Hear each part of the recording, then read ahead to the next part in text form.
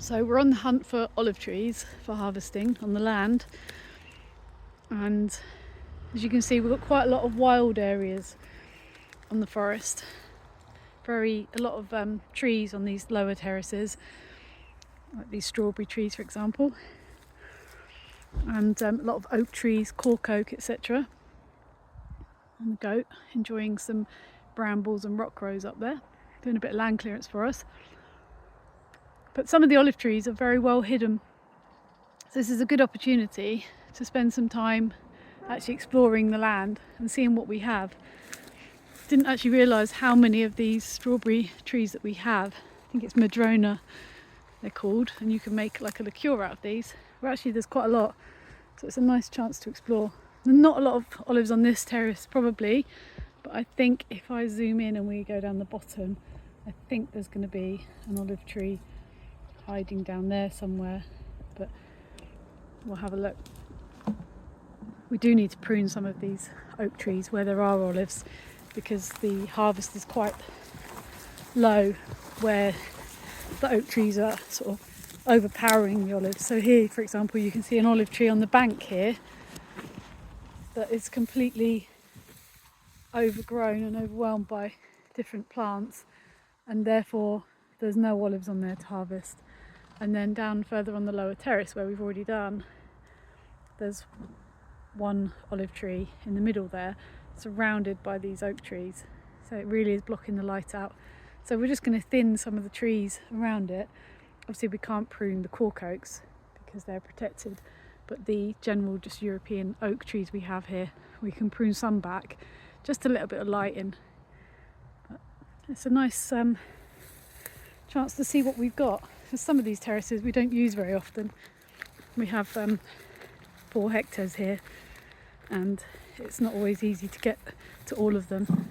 The goats will enjoy eating all of this rock rose, which will keep this in check. Here's a good example.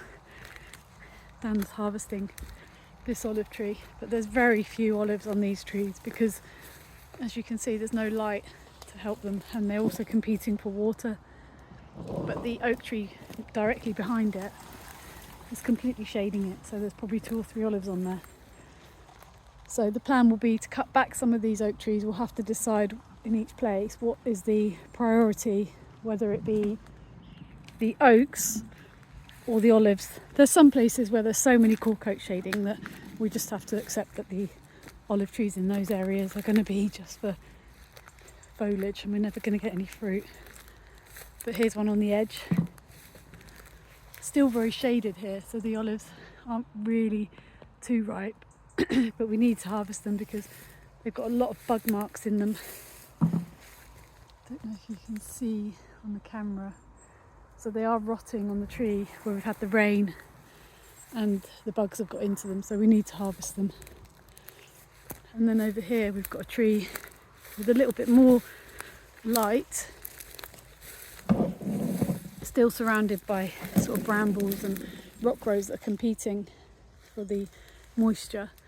So there's not many olives on here, but a good one, doesn't look too damaged. But the thing with these rock rose, they actually compete for water. So when the olive trees and the cork oak, actually, like this huge one here, when they sort of retract their roots a little bit in the summer to preserve water, the rock rose then replace the position in the soil and take up the water, and therefore the water they could use is limited. But as you can see, we're surrounded here. I've seen there's a wild cherry tree here, I think. I haven't seen before. I don't think we actually have come down this terrace.